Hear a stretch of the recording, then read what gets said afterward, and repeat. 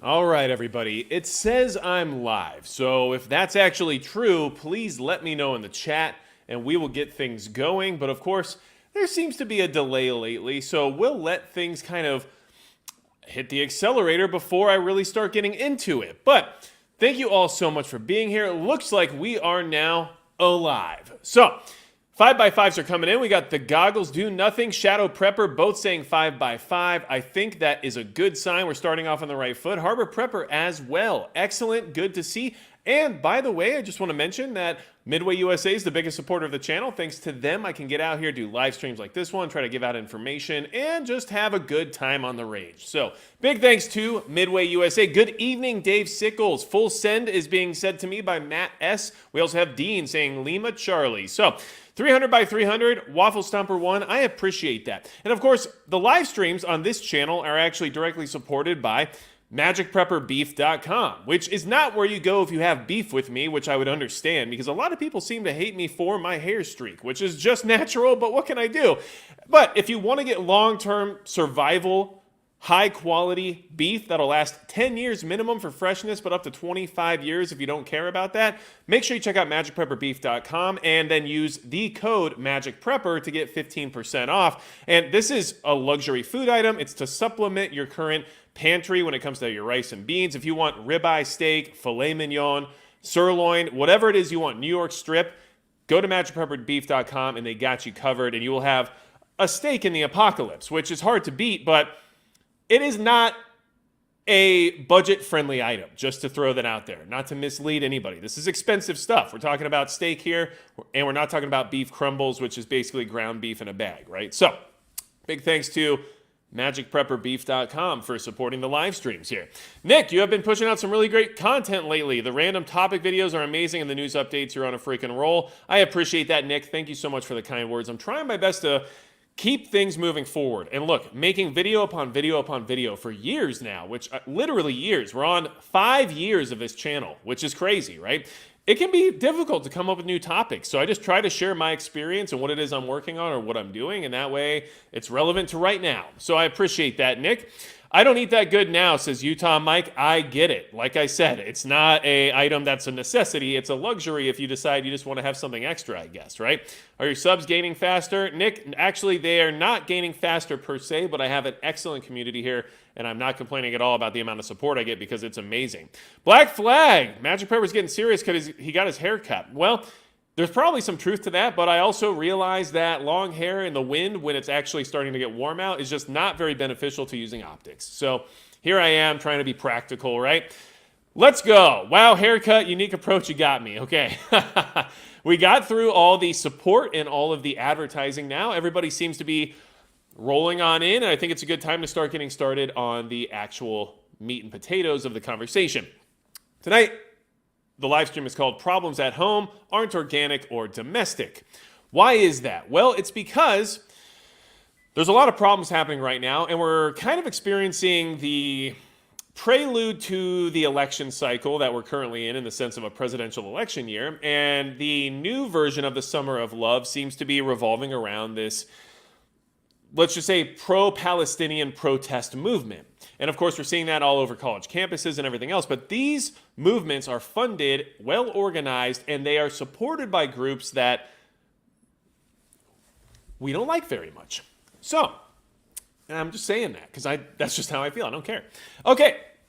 Let's get started. And a lot of this is being centered around Columbia University. And the reason I'm bringing this to your attention is because this shows you a few things. One, we have this disruption and this chaos being driven into our culture and our society right now prior to an election as predicted, right? But also in the sense of a subversive tactic being used by our enemies abroad. This is just the truth. I don't know what else to say. And also our young people are being heavily influenced by whatever is being put in front of them at this point in time. And they are willing to let's just say demonstrate, even in some cases violently, because of what they're being receptive of. All right, I'm doing the best I can to say things in a way that will provide good information without creating additional division.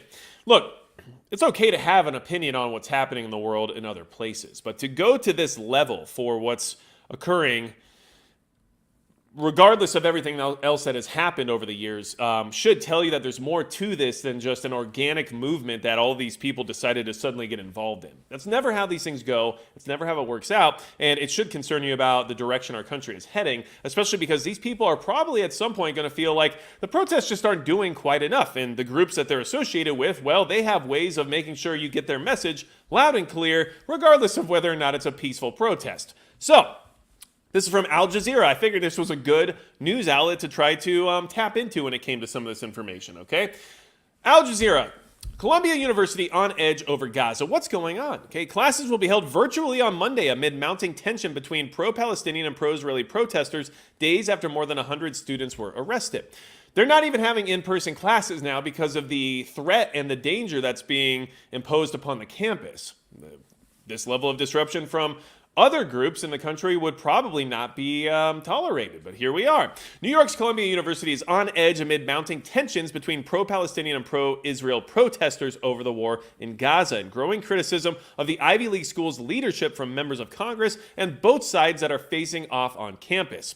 On Sunday, a prominent rabbi linked to Columbia University and its affiliated Barnard College, Eli Buckler, I said it the best I could, urged Jewish students at the institution to stay home due to extreme anti-Semitism on campus on Sunday. Columbia's president Namat Manoush Shafiq announced in an official statement that all classes would be held virtually on Monday and that faculty and staff who can work remotely should do so. Monday marks Passover, a major Jewish holiday. This is a wedge of division, a very divisive measure that's being, pounded in between the American people right now by those who would like to see us have these arguments and this level of contention. Because this level of contention generally ends in bad results, right? We don't want to see this get more problematic, but this is obviously the direction it's currently going in. And this is just one of the catalyzing points where it's starting here at Columbia University, okay? The pro-Palestinian student protest effort, dubbed the Gaza Solidarity Encampment, is collectively organized by student-led coalition Columbia University Apartheid Divest, Students for Justice in Palestine, and Jewish Voice for Peace. The protesters are calling for Columbia to divest from corporations that profit from Israel's war on Gaza. The CUAD website lists additional demands calling for more financial transparency pertaining to Columbia's investments and the severing of academic ties and collaborations with Israeli universities and programs. The groups are also calling for a complete ceasefire in Gaza. Okay, that's what's happening at Columbia. Now, still more to this story, of course, and we're not only going to talk about these protests tonight, we're also going to talk about some of the other things happening in our country, which are in many ways unacceptable, but this is just where we're at. This is why we're talking about this, because this level of escalation in the sense of protests and the groups that are behind some of these protests does create a somewhat dangerous scenario, which is why I'm bringing it to your attention, especially if you live in these areas. These people, let's just say, aren't necessarily thinking clearly in many ways. Now, like I said, I'm not here to tell you how you should feel about the current situation happening around the world. You can be as upset about what Israel is doing in Gaza right now as you want. But that doesn't mean that we should create an environment of danger and potential violence for those who are just trying to go about their day in order to make your opinion known. And that's what's happening there. But we don't have any movements like this or organic situations occur when the government is starting to immediately strip us of our rights or even tread on them in broad daylight. And of course, we're being taxed constantly to the nth degree, and we're also being, let's just say subjugated on a regular basis. But none of those problems actually matter, especially inflation and the fact that all of our money is being taken from us and sent to other places, while it's hard for a lot of people to afford the basic necessities of life. But instead, we're going to go out and cause this major disruption for things that aren't even occurring technically domestically. But apparently they are because of who's involved with this, which we're going to talk about here in just a minute. What happens if Trump gets incarcerated in New York, says David Blaze. You know what? I'm not sure. I highly doubt that will actually happen. But if it does happen, I wouldn't be surprised if people would be upset by it, which I think would be a reasonable concern in the sense of what that would do to the average American population in the sense of division. College students will protest the wetness of water for $5. Little sciolism, I want to say it, sciolism? I'm not sure. I don't know how to speak English, but I agree. And a problem that we're facing here is that these organized, well-funded entities that are pushing this division and this chaos know that, and they're getting these people who are easily influenced and possibly desperate to go out and do their bidding. And it's a problem because we're basically under attack in many ways because of these scenarios that are unfolding. Like we've seen the bridges be closed down in places like California where they had the Golden Gate Bridge, had all the disruption and everything else there. It hurts a lot of people. It doesn't just stay there locally. It trickles down to a lot of other people that are dealing with this thing, not necessarily just in their immediate life, but people who are affected by the lack of transit or the lack of logistics that are being shipped or who knows what else. This is no different than protests surrounding the Vietnam War. Treat these idiots the same way we did protests in the 60s, Prepper Medic says. The only thing I would say is different about it is that we were directly involved in the Vietnam War, and we had boots on the ground there actually fighting a war effort, versus the amount of disruption being caused by a war between two factions that aren't necessarily directly involving American soldiers. Now, I know we're funding Israel, and I know we're also supplying Gaza with aid, so I know we are obviously involved like we are with any other conflict happening in the entire world right now, but it's not as direct in the sense of affecting American lives here at home, right? Whereas when in Vietnam, we had soldiers being drafted that were being taken from their home and then sent over to possibly never come back, right? So it's a little different, but I totally understand what you're saying, and I do appreciate the super chat as well, Prepper Medic. Thank you for that. Best site online for Glock 19 Gen 5 parts kits. Well, I'm not allowed to promote that type of activity here, Nick, especially on this live stream. But I will say that I do have a sponsor who's the biggest supporter of the channel that would probably be a good place to look. Anyway, let's see here. Will the assault weapons ban be passed through Congress? You know what?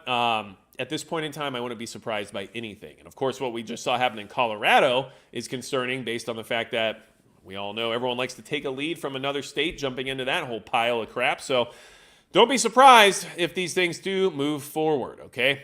Holy Haircut Magic Prepper. Yes, not so well known. I am aware. And as you can see, the white still exists. I don't just have the ability to upkeep such a very prominent white streak in my hair via dye or bleach or whatever you would have to use to get that effect. This is just the way I'm aging. I apologize if it offends you. A lot of people think that it's offensive, which I don't understand at all. If that's your biggest priority, SHTF's not going to go very well, I don't think.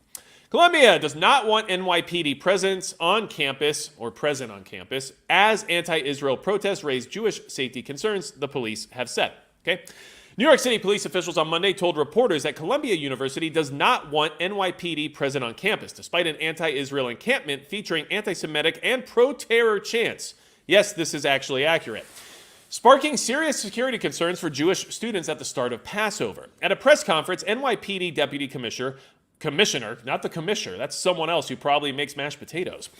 Commissioner Michael Gerber emphasized that Columbia University is private property, so police can enter only in the scenario of a crime in progress or someone in danger. If someone is, for example, who is being attacked, we're going to go into Columbia University, as we would to a private home, to help protect that person, Gerber said. But absent exigency, absent some ongoing crime, we cannot just go on the Columbia campus as we see fit. It is up to the university to decide whether or not they want us on campus. As a general matter, Columbia University, and this goes back many years, does not want NYPD present on campus. That is their decision.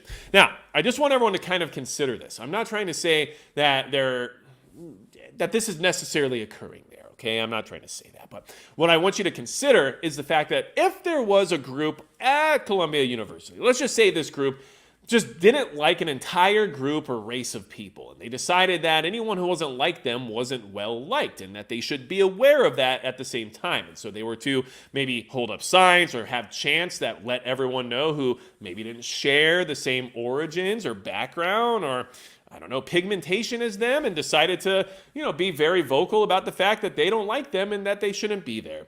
Do you think that the NYPD or that New York, even as a government entity, would allow that to just continue? Or do you think that they would probably make it stop no matter what?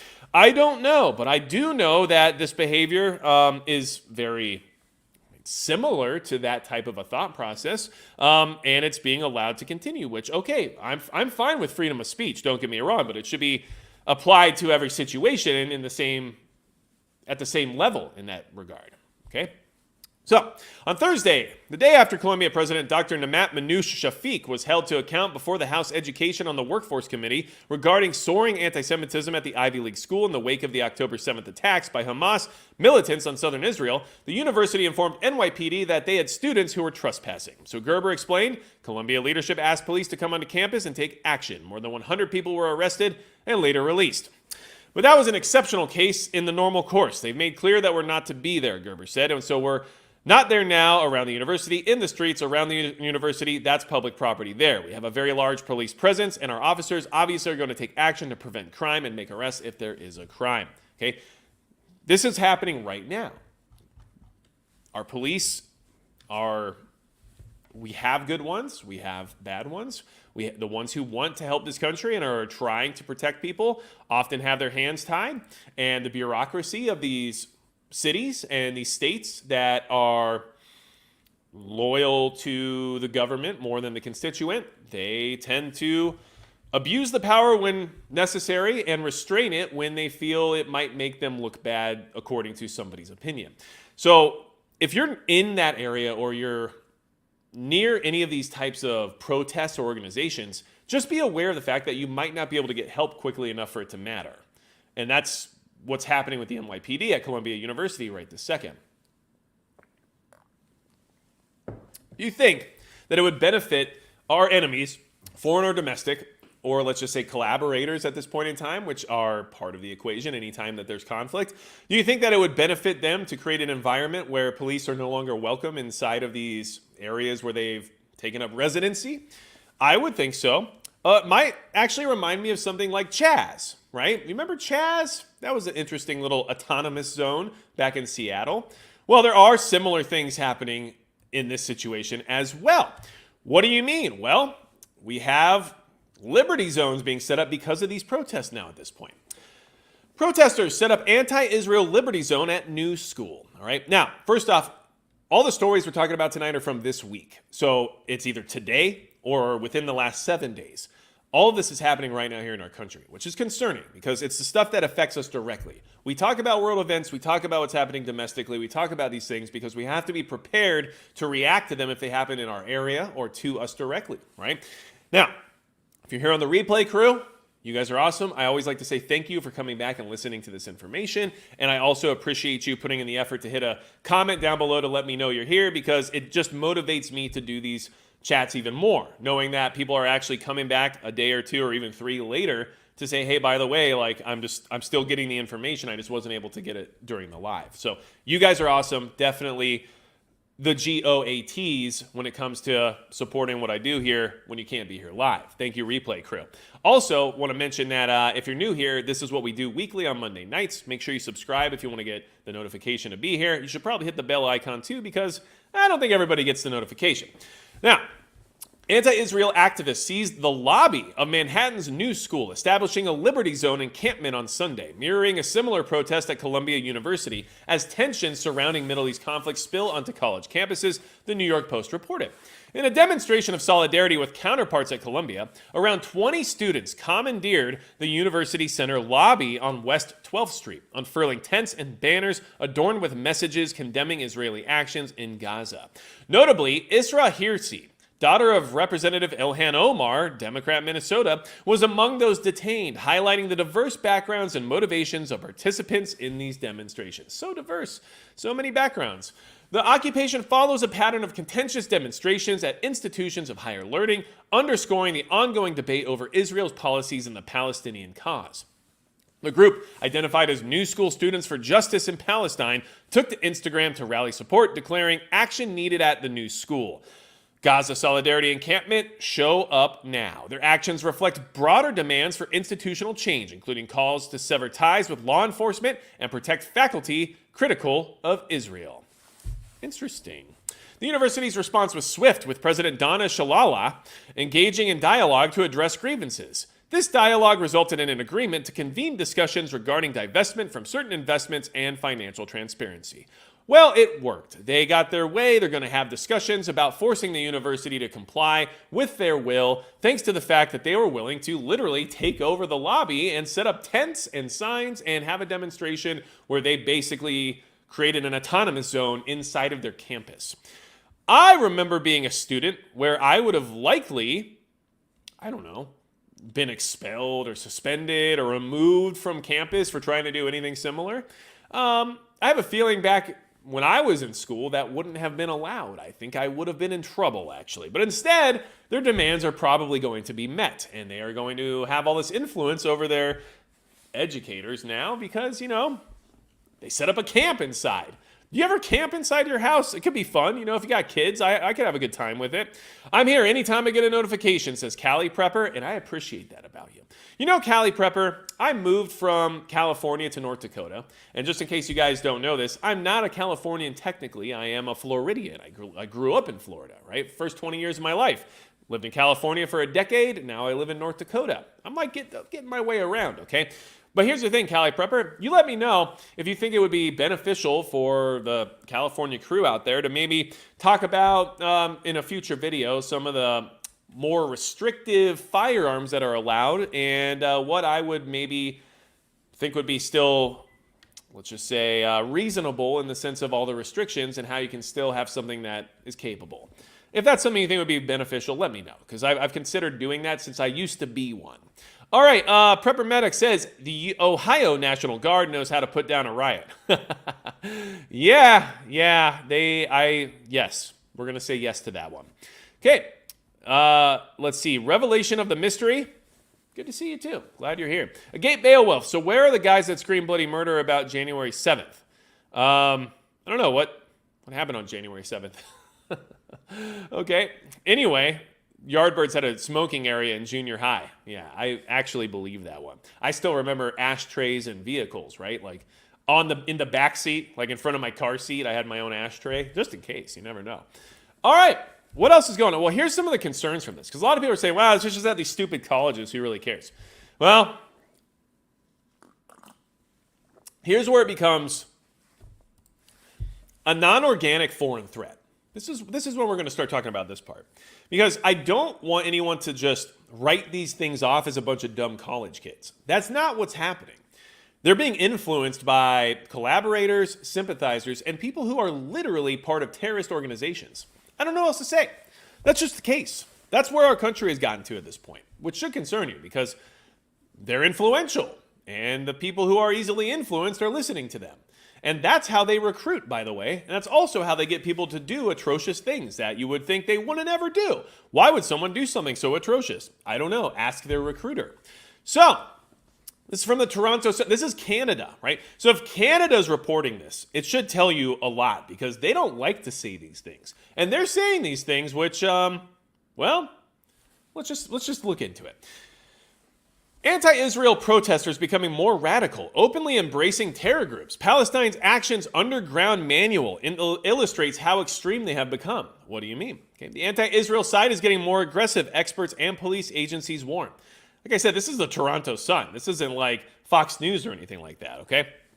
This week, Western democracies were provided with more evidence. On Monday, Chicago's O'Hare Airport was shut down by anti-Israel and anti-democracy protests, as was a superhighway near Los Angeles, a bridge to New York City, major streets in downtown Ottawa, and Vancouver's vital container port. Around the same time, dozens of anti-Israel protests occupied Google offices in 3 different U.S. cities, and more than 100 pro-Palestine students at New York's Columbia University were arrested for criminal trespass. Now, here's the part you really need to pay attention to. And now, a document has surfaced that suggests some of these groups are gravitating towards crime and terrorist tactics to advance their anti-Israel, anti-democracy cause. Provided to this newspaper confidentially by a source, the Underground Manual was created by Palestine Action, a network of groups that use what they call direct action against individuals and organizations who are believed to support Israel. Okay? And what's the criteria there, right? Well, imagine the criteria. Sometimes I buy, like Nathan's hot dogs. Like, are those kosher? I don't know, but then would that match the criteria? Quite possibly. I eat a pickle once in a while. We could have a problem. Founded in 2020 and most active in Britain, Palestine Action has been at the forefront of an increasingly radicalized global movement, and its underground manual shows groups that oppose the Jewish state are increasingly embracing violence and vandalism. In emails, the group admitted to this writer that it authored the manual but refused to discuss its contents. A sampling of excerpts from the document, which now forms part of prosecutions of Palestine Action members in the UK. Like past terror groups such as Germany's Red Army faction, Abu Nidal, or the Irish Republican Army, Palestine Action members are strongly encouraged to form cells of just a few members to reduce infiltration and to make it more secure. The manual then urges the cells to pick your target. Most often, anyone who enables and profits from the Israeli weapons industry. Some companies are suggested, such as Elbit Systems, Rafael, or Teledyne. By the way, if you own a Tavor X95, I would be a little bit worried. Palestine Action then calls on cell members to prepare for action and do what it refers to as recce. Because that word just gets thrown around everywhere now. Reconnaissance, even advising borrowing someone's dog for a walk to avoid looking suspicious. Watch out for them dog walkers. Extremists are counseled to map out where closed-circuit cameras are located, as well as fencing, barbed wire, access points, alarms, and how far the police are from the target.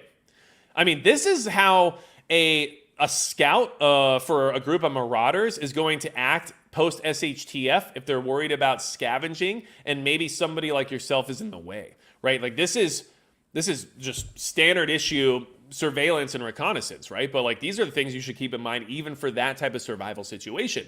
Someone walking their dog, not looking suspicious, but little do you know, they're taking notes of where your cameras are, how far from the cops you live, if there's any access points or barbed wire or anything else they have to concern themselves with, right? This is what they're doing.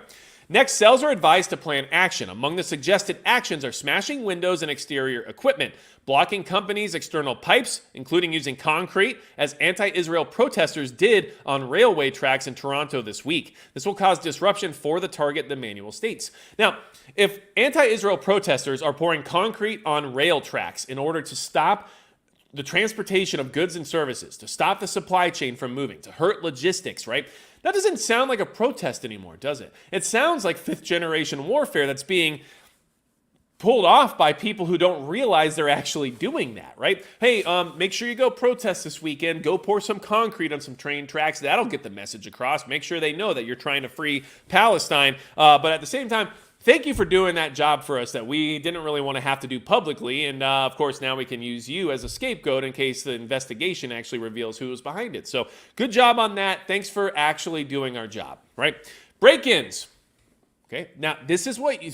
And look, if you are in this chat right now and you are Jewish, be aware of this stuff. I'm being honest here with you. I'm not trying to say this is going to happen to you, but just keep these things in mind, especially if you openly run a business or you're a business owner and maybe you run something that's forwardly Jewish in nature, right? Like some type of deli or something where that's the whole deal, the shtick, right? Maybe you should be thinking about this, all right? Break-ins are also advised by Palestine Action because breaking into your target and damaging the contents inside is obviously a very effective tactic. Cells are advised to map out escape routes well in advance using a variety of means. Cells are also told to use only cash when buying equipment, whether it's spray paints or sledgehammers, and never leave a paper or digital trail. Meanwhile, as we have seen in protests across Canada and the West, face coverings are key, warns Palestine Action. Do not have your face visible at any point during the action. Balaclava is best for this. This might seem pedantic, but cops are obsessed with shoes. Don't wear shoes that you've worn when arrested on an action or at a protest or that are all over your social media. The manual also urges followers to cover their entire bodies to ensure tattoos or birthmarks are not observed. In all caps, Palestine Actions warns, when taking action, never leave anything behind. Absolutely nothing apart from paint and destruction. The police may try to forensically analyze any items which are left, so don't leave anything. Extremists are advised to methodically record every action and share with other extremists, mainly to intimidate their targets. Only untraceable burner phones should be used. They say all digital identifiers should be removed, and Palestine Action should receive a copy. If caught, Palestine Action members are given the names of lawyers to represent them, apparently at no cost, and offer the assistance of our dedicated support team throughout the legal process. Anyone who thinks that these people aren't well organized and wouldn't give much of a fight during an SHTF scenario is fooling themselves. if you took every piece of advice that they just put out there for their members, right? When it came to paper trails, digital trails, face coverings, when it came to, protecting your identity and everything else, would you be as organized as this in an SHTF environment with a large group of people, with multiple cells sprinkled throughout your community, with all of these prerequisites in mind, and with all this planning in mind, and with all of the capabilities there? Like, would this be something you actually would have right now in place and organized and ready to go in case you had to deter some kind of invading force that was obviously malicious in nature, right? Or maybe there's some sort of tyrannical scenario where, I don't know, there's some type of martial law-esque situation where you need to operate under, let's just say, difficult climates, right? That's how we're going to say that. These people are well organized. They're well equipped. They're well funded. They have lawyers in place to get their people out of jail. Do you have that? Does your group have, does your mutual assistance group have a lawyer on retainer in case one of your members gets caught up in something that, maybe they shouldn't have been caught up in, but they were anyway? I mean, I don't know, ATF rings a bell, right? Like, whatever is going on these days when it comes to persecuting your standard American citizen who's just trying to exercise their Second Amendment rights versus being part of one of these extremist groups, right? These are all things that they're doing. And so to assume that these groups and these organizations aren't well funded and aren't going to put up much of a fight during an emergency scenario, I think is naive. And I think it shows a lot as to what they're willing to do as well as what they are capable of, okay? Let's see, Florida Sheepdog said, break-in sounds like evening of broken glass, right? Well, it's a concerning scenario. I'm concerned about it because I don't think that this is the country that we should be living in at this point. Like, things are falling apart, and societally we're very fragile right now. We're vulnerable to this type of stuff because there's no cohesion in our culture right now. People are so divided and so selfish when it comes to what they're concerned about in their personal life, more so than worrying about how it affects anything else or anyone else, that these are the byproducts of that. And it's concerning, okay? Now, I do like to see what the chat's been saying, okay? USMC Devil Dog 0311 says, this is unbelievable. I agree. Let's see here. There we go. Perfect. All right. Lazy, stay golden, Pony Boy. You know what? I don't know what Pony Boy's doing, but we like you here, Pony Boy, and you should stay golden. That's what I'm going to say. Viv B, don't start that group online unless you want it infiltrated. That is definitely true, 100% accurate. And even if you're not online, it's very easy to be targeted, let's just say, right? So it's unfortunate, though. One thing I want to kind of throw out there, and I think would be good advice for the preparedness community as a whole, and especially if you're thinking of, trying to build a community or a group within your area, the fear of infiltration keeps a lot of people from doing that.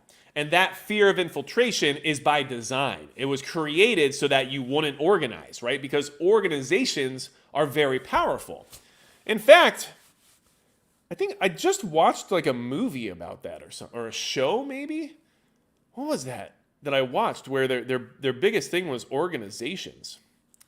Oh, it was Parasite. That's right. I watched Parasite the Grey. And in that show, which is a live action adaptation of an anime, actually, which, oh no, I watched something nerdy, watch out. But in that show, the parasites were trying to infiltrate the police and the local government and eventually take over the mayor because they realized that our most powerful entities were organizations. Because as human beings, it's something we did that no other organisms did on our planet, was create organizations that were impossible to contend with. And that is definitely a valid point, in my opinion. So,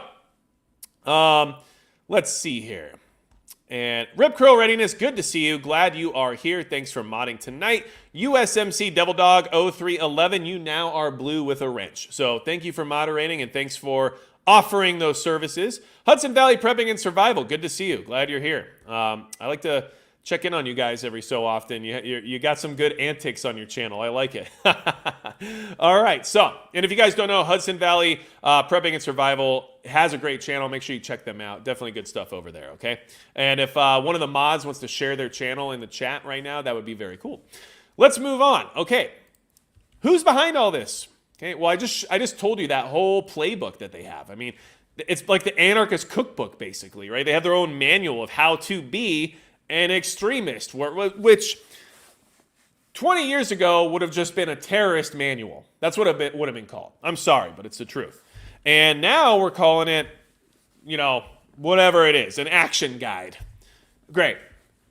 Who's behind the anti-Israel protests? This is Wall Street Journal. This is their opinion, but it's something that I think would resonate with a lot of you and something I want you to really take in based on what we're watching happening in this country right now, especially on our way to the 2024 election. Things are only going to get more contentious, more volatile, and have a higher propensity of becoming catabolic, let's just say, okay?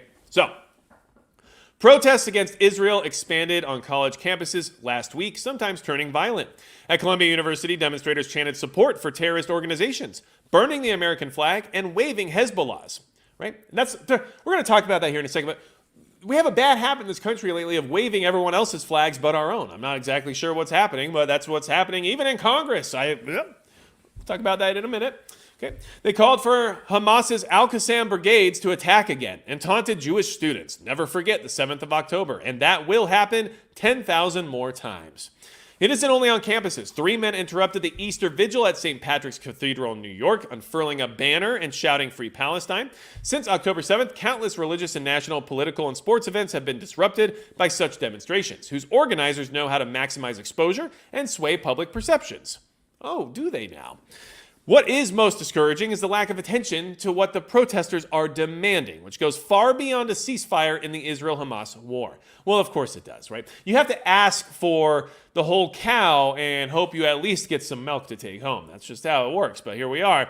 Okay. Take the March 28th re-election fundraiser for President Biden in New York featuring Barack Obama and Bill Clinton, which was disrupted by shouting in the auditorium that made headlines, yet the protesters' chants, including Down with the USA and the Al-Qassam are on their way, a reference to Hamas's military wing, received no coverage. Neither did their physical threats to attendees outside, a common tactic. Also ignored are the flags and posters of designated terrorist organizations, Hamas, Hezbollah, the Popular Front for the Liberation of Palestine, displayed at protests in the US, Canada, and the UK. Major terror organizations have expressed support for these protests. Oh, really? I wonder why they would support these. And disruptive actions, which have long been a key part of Hamas's plan to win hearts and minds in the West. As early as a decade ago, during the July-August 2014 Israel-Gaza war, Hamas's Interior Ministry issued guidelines to social media activists on framing events for a Western audience.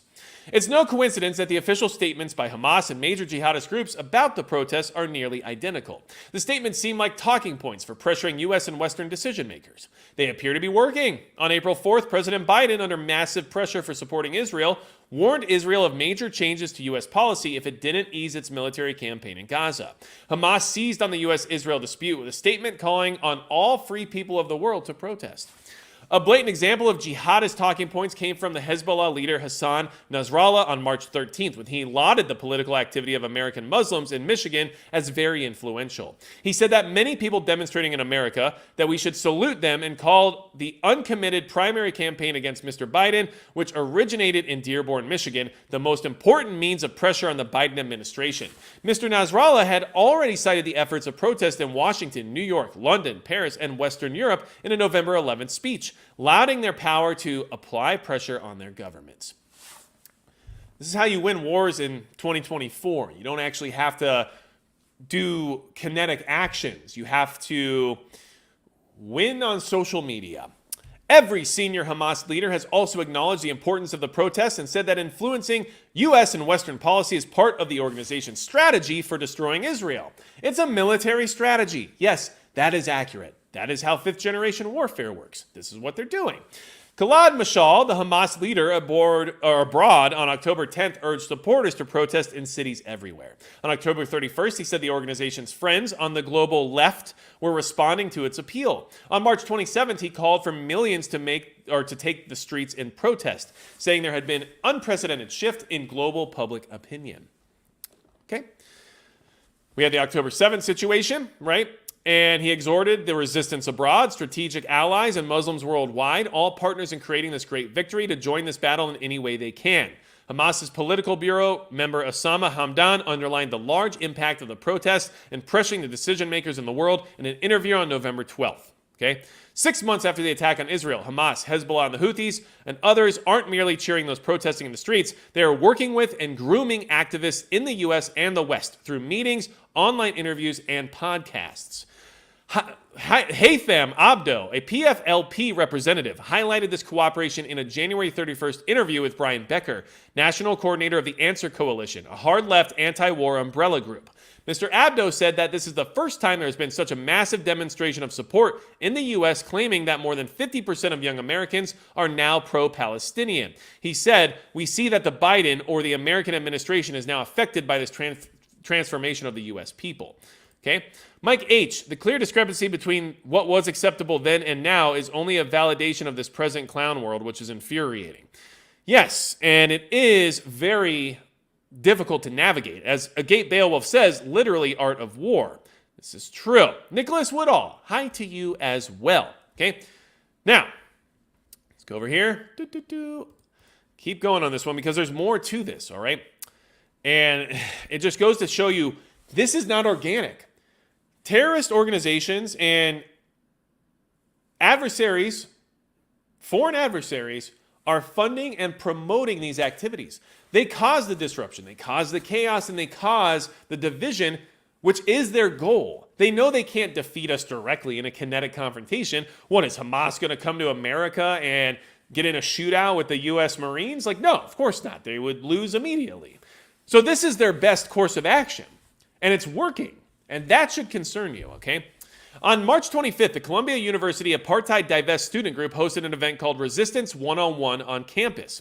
It featured leaders of the PFLP-affiliated Samidon, Within Our Lifetime, and other extremist organizations. At the event, former PFLP official Khalid Barakat referred to his friends and brothers in Hamas, Islamic Jihad, and the PFLP in Gaza, saying that particularly after October 7th, when they see students organizing outside Palestine, they really feel that they are being backed as a resistance and they're being supported. On March 30th, on Hezbollah's Al-Manar TV, Mr. Barakat said, "The vast majority of young Americans and Canadians now support armed resistance because of the introduction of colonialism, racism, and slavery studies into history curricula."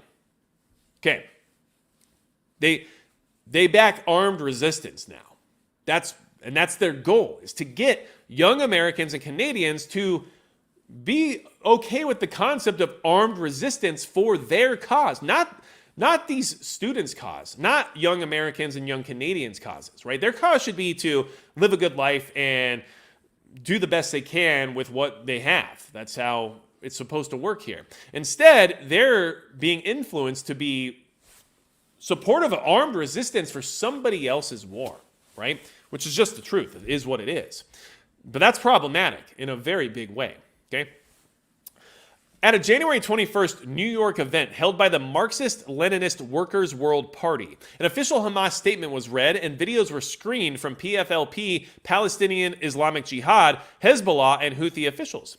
Ibrahim Moussaoui, a Hezbollah member of Lebanon's parliament, underscored his organization's support for the protests, saying they are much needed and very much appreciated by our people here, and that we really support this work.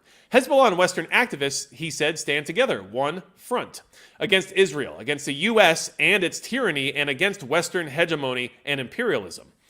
Houthi leader Nasruddin Amir also thanked and commended the protesters in the West who take a stand and participate in marches and go out in the streets.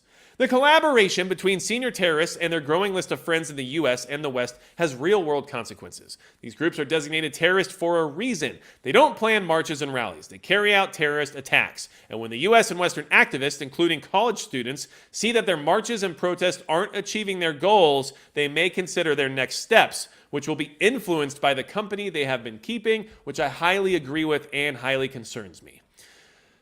This stuff is not organic. It's not domestic. It is foreign adversarial warfare that's being waged upon the American people. And they're doing it in a way that, well, it lets them keep their hands clean while doing more damage than what bombing a building would do, right? Which is usually their MO, to do something like that. This is welcome to modern warfare, right? Not a fan. Let's see here. We got Luke B is here. Good to see you. We have, let's see. First time making a live chat, Big Bill 762020 Fairbanks says. Usually listen when I get to work at 5 a.m. Well, Big Bill, I'm glad you're here, and I'm glad you're checking in. That's awesome of you. Just so you all know, I do have the private chat tonight after this live stream, which is not over yet. But if you want to be involved in that, we will have a YouTube channel member and a Subscribe Star member chat. If you want to join Subscribe Star, it's $5 a month, but it gets you access to the live chats. It also gets you some access to other stuff as well. I have been slacking on Subscribe Store for the last couple of weeks because I've been super inundated with things to do. But if you want to join it, it does support the channel directly. The YouTube channel memberships also support the channel directly. They're very, very well appreciated, but I don't hide any pertinent information behind a paywall. So you do not need to join. It's just something that's there. And if you want to be in the live chat, that'll be tonight at 9:45. Here's the thing, by the way, I haven't shared those links yet. Don't freak out. I'll have them up and ready for you right before we go live. Now, let's keep rolling. All right. Durgan, Army 11H, but that was 30 pounds ago. We love you, Durgan. We're glad you're here. You're awesome. And by the way, always coming in with good opinions. And I know at times Durgan has disagreed with some of my assessments, and that's fine. And I'm here for that. And I appreciate that we can have different opinions but still support each other. And that's how it's supposed to be. That's how things are supposed to work. Someone should be able to be pro-Palestinian, and someone else should be able to be pro-Israeli, and then they should both be able to say, hey, well, if that's how you feel, I understand. I hope you have a good day. That's how it's supposed to work here in America. That's not where we're at anymore. Now, I don't know what to think of this, but these problems are still at home, and they're not organic either. Okay? The House passes billions in aid for Ukraine and Israel after months of struggle. Next is the Senate. Don't forget Taiwan is in this equation as well. Now, I did see Florida Sheepdog. Treason against the United States shall consist only in levying war against them or in adhering to their enemies, giving them aid and comfort. Thank you for that. Law of the minimum. Prepper lay pew pew, you are the best. I appreciate that as well. And yes, I am aware of the skunk stripe being quite iconic at this point. I like it. I think it's cool. And I don't dye my hair. Please stop asking. All right. The House approved a $95 billion foreign aid bill for Ukraine and Israel and other U.S. allies in a rare weekend session as Democrats and Republicans banded together after months of hard right resistance over renewed American support for repelling Russia's invasion. With an overwhelming vote on Saturday, the $61 billion in aid for Ukraine passed in a matter of minutes, a strong showing as American lawmakers raced to deliver a fresh round of U.S. support to the war-torn ally. Many Democrats cheered on the House floor and waved blue and yellow flags of Ukraine. This really did happen. Aid to Israel and other allies also won approval by healthy margins, as did a measure to clamp down on the popular platform TikTok, with unique coalitions forming to push the separate bills forward. The whole package will go to the Senate, which could pass it as soon as Tuesday. President Joe Biden has promised to sign it immediately. All right, just so you guys, I wanted to share this because $95 billion in aid, but not to you, okay? America's not in the best place. We've been infiltrated by some of these groups. And we are struggling just to keep our southern border secure, but we just keep coming up with money for every other thing, right? American people are having a hard time. Life is not as easy as it has been in the past. But we have the money for this. So just be aware of that. Lobbying is a big deal. And we know who lobbies quite a bit when it comes to Congress and the Senate. That campaign cash usually has some strings attached to it. Okay? Also, just so you're aware, I don't like this, and I don't care how you feel about Ukraine, but I find it unacceptable for other flags to be waved in the U.S. House. I just don't think it's okay. It's not okay. This shouldn't be happening. If we're going to support Ukraine, okay, fine. Waving their flag in the U.S. House, not fine. That's just my opinion. I don't care if you like it or not. You can support Ukraine all you want. But that's just not how things are supposed to work. And it shows, in my opinion, where priorities lie, which is not how this is supposed to work. America needs to be the priority no matter what. And then any support we do thereafter, fine. Do whatever you're doing. It's not like I get to say, obviously. But at the same time, to go that far, we've jumped the shark at this point, right? I don't even need to talk about this story. It's ridiculous. People shouting Ukraine, Ukraine, waving Ukrainian flags in the U.S. House. that's where we're at. That's where we're at now, right? Geez, let's see here.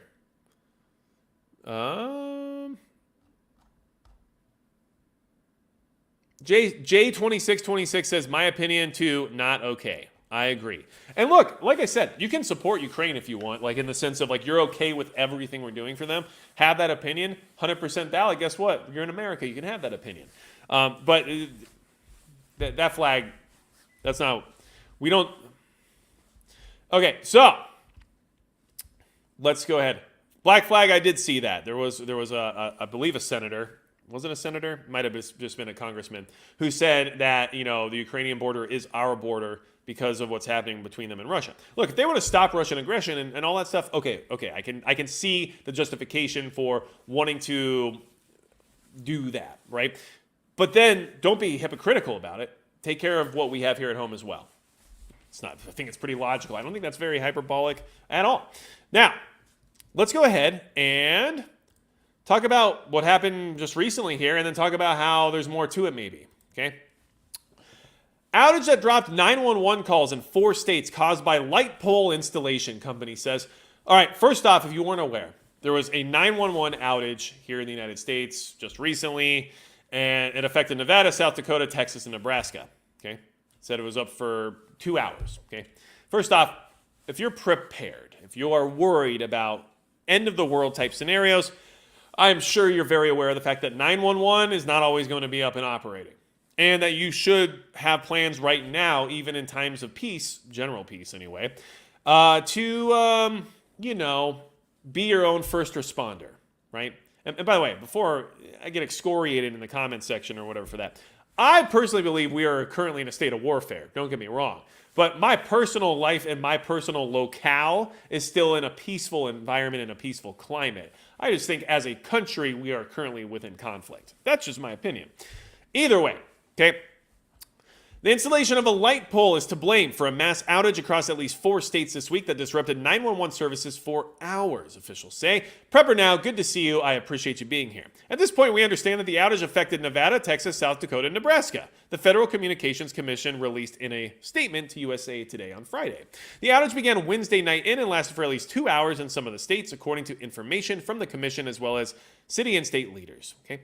Lumen Global Issues Director Mark Molzen told USA Today the states experienced an outage due to a third-party company installing a light pole and said it was unrelated to our services. He did not say the name of the third party. Lumen is a telecommunications company that provides 911 service and supports other communication systems across the world. We restored all services in approximately 2.5 hours, Lumen said. Our techs identified the issue and worked hard to fix it as quickly as possible. We apologize for the inconvenience and appreciate our customers' patience and understanding. So, here's the thing. I don't care if it was actually a light pole or not. It happened. But if it was a light pole, if that's all it takes to literally cut 911 services off, we got bigger problems, man. Like, that's not acceptable. A singular light pole being installed killed 911 for 4 states? What? That is ridiculous, especially in the age of wireless communication. Like, am I off base here? Is that ridiculous to feel like that doesn't make a lot of sense? And even if it does make sense, it's still ridiculous? I think so. Anyway, let's talk about something that happened 5 days ago anyway, okay?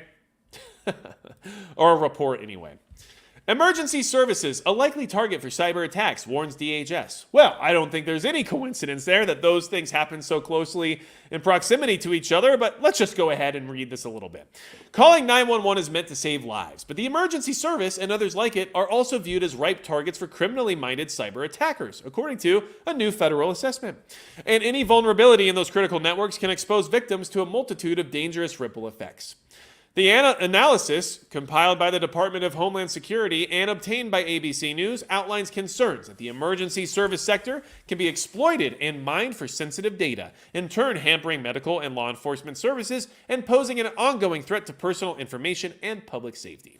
Cybercriminal exploitation of data stolen during ransomware attacks against the emergency service sector likely poses a persistent criminal threat due to the exposure and availability of victims' personal information, according to the April 10th bulletin. Ransomware attacks have disrupted the networks of police department and 911 call center operations. The bulletin continued, putting computer-aided dispatching services out of commission and forcing emergency services to revert to manual dispatching to sustain their operations. Oh, okay. So this report came out on April 10th, and then we had that outage just, 5-6 days ago? But it was a light pole.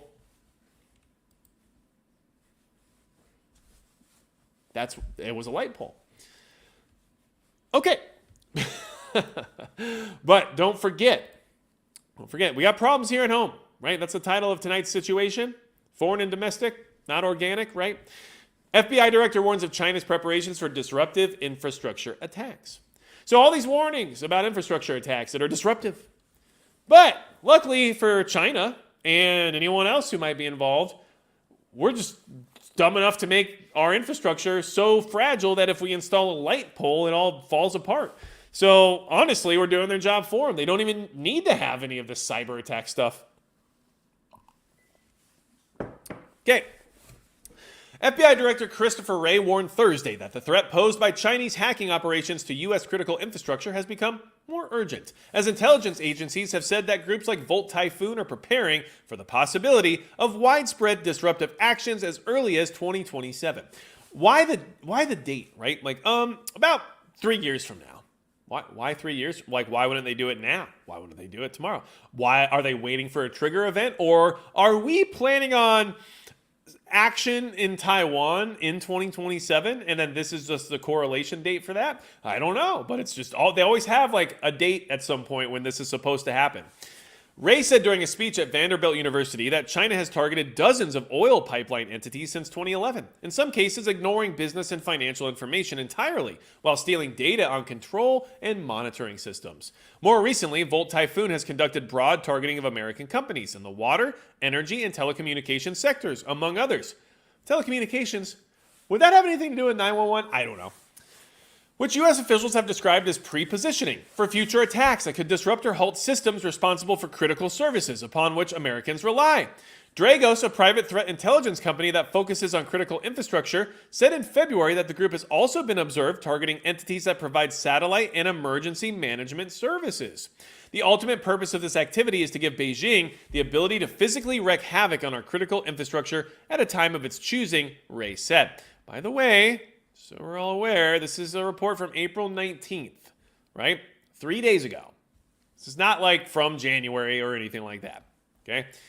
The comments mark something of a shift in how the Bureau and other national security officials have described the threat posed by Chinese hackers in the past. U.S. officials have long sounded the alarm on the broader threat posed by China's hacking operations. In particular, the pervasive targeting of American companies in order to steal sensitive technologies and intellectual property that can be passed along to Chinese industry. This kind of economic espionage has persisted for decades, even after U.S. President Barack Obama and Chinese President Xi Jinping announced a deal in 2015 promising to curb such activity. Yeah, China definitely followed that promise, right? Oh, yeah, we promise we won't do any of this stuff, actually. You're right. We shouldn't be doing that, so we promise we'll do less. Law enforcement and intelligence agencies have also warned that Chinese hackers, which Wray said are so numerous that they outnumber the Bureau's total cyber personnel 50-1, well, it's almost like they have a larger population, threaten American critical infrastructure and government agencies, but have historically described Beijing's operations as more of a slow burn, longer-term concern compared to other countries like Russia. I kind of look at Russia as the hurricane. It comes in fast and hard, while China is climate change, long, slow, and pervasive. Rob Joyce, NSA's former cybersecurity director, told reporters in 2019 at the RSA conference in San Francisco. Okay. Wray said Thursday that the FBI and other federal agencies were preparing 2024 budgets with an eye towards the kind of resources they'll need to defend against a potential broad attack on critical infrastructure. That's what they're saying. They're warning us right now about what's expected. They're warning us that China has the capability, and they're warning us that China is playing the long game, which we know. That's how they do things, right? It's China. They've been around for thousands of years. America, like 250 almost. So, well, yeah, they plan on being around for a long time. So, a lot of stuff's happening here at home. I don't want any of it to be happening. Okay, it's it's upsetting, it's frustrating, and it's not what any of us should be hoping for at this point. But unfortunately, that's what's happening here. We are literally just waiting for it to happen. And with these collaborators and instigators and sympathizers in the country influencing, especially our youth, and possibly giving them directions on setting up cells and how to take direct action and everything else related, I'm concerned about how things are going to turn out. I'm concerned about this election. And don't forget, there's a lot of people here in the community, which I understand, but a lot of people who have this concept that, well, if Trump gets elected, we'll be able to start fixing our problems, right? And I understand that sentiment. But you should also be aware of the fact that him being elected will be just as contentious as Biden being reelected when it comes to the groups who will be most upset by it. And these groups apparently are being more radicalized and more accepting of the concept of violence as time goes on. And I wonder if there might be plans for certain election outcomes that would be considered a trigger event. We don't know. So be vigilant, be ready for things to change quickly, and be ready for these people to also cause what could be even more disruptive and more chaotic. And what would that be, you might ask? An overwhelming government response to the security issue.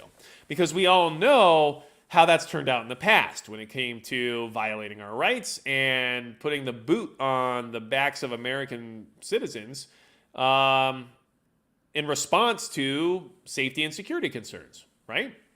Enter the TSA. So, listen, this is where we are. USMC Devil Dog 0311, I'm not sure how we got here because it's not organic. And that's, I think, what should be the biggest takeaway here. This is how our foreign adversaries are waging war against us now. This is how it's done. It's not done through beach landings, Normandy style, right? Like now they've learned the internet can do most of the work for them. And then they can get people from within to sympathize with their cause. And they don't even have to really send any material support, right? And so that's where we're at now. And it's unfortunate, but those of us who are aware of it can at least be prepared for it. And the rest of the country is just going to assume that this is just how people are now. And that's very frustrating too, because I don't want those people to find themselves in a bad situation either, just because they might be ignorant to some of the issues occurring right now. That's not necessarily their fault. Who knows what their life entails when it comes to what they have time to invest in, but it's still not something we should wish upon anybody, right? So, listen, I'm going to get everything set up for the private live stream. If you are a YouTube channel member, it will be posted on my channel page on the community tab, so make sure you check that. Like I said, it starts at 9:45. If you're a Subscribe Star member, there will be a post there here in just a few minutes for you to get into the chat as well. If you all are looking for a way to support the channel, don't forget magicprepperbeef.com. That stuff is high quality. I've eaten it. I'm going to be sharing some of that information with everybody when it came to how to prepare it and what it needs. And if this is something you already own or have thought about buying, make sure you have salt because it is not salted. The only ingredient in Magic Prepper beef is beef, which means there's no sodium, which means it does not taste like it has salt, which means you'll be upset if you don't have salt for it. You should have lots and lots of salt stored away. Salt will be white gold in the apocalypse. So, this supports the channel while also supporting you. Use the code MAGICPrepper to get 15% off. High quality stuff, not inexpensive, as you can see. Very expensive. But it should only be looked at as a luxury item that you're supplementing your pantry with, not something you're planning on eating every single day. Not to mention, at least in my opinion, an excellent barter item. Because trading somebody some filet mignon in the apocalypse for, I don't know, some ammo or something, that probably will work pretty well. Just my opinion. But listen, why does it say Mufasa? I can appreciate someone finally got there. I don't know, maybe I missed it earlier tonight, but somebody finally got there, and that's amazing. I can't even say how pleased I am that that was brought up. Oh, man. Oh, man. The bomb dog, the real goat tonight. You get all the good stuff. Send me an email when you get a chance. I will. I appreciate that. Thanks so much, Hudson Valley Prepping and Survival. Like I said, great channel if you want to check them out. They put out some good stuff and some good humor as well as entertainment. So make sure you check them out. But yeah, anything else you all need from me, go to magicprepper.com. And besides that, that's going to be it for Magic Prepper.